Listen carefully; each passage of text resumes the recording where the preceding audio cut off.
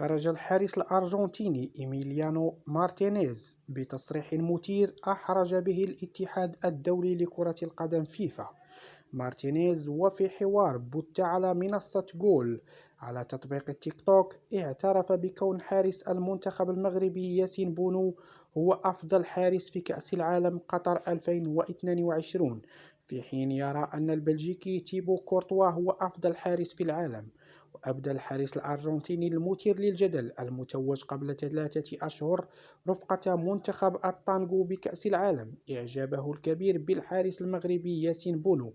وكان الاتحاد الدولي لكرة القدم فيفا قد منح جائزة أحسن حارس في كأس العالم قطر 2022 للحارس الأرجنتيني إيميليانو مارتينيز على حساب كل من الحارسين المغربي ياسين بونو والبلجيكي تيبو كورتوا.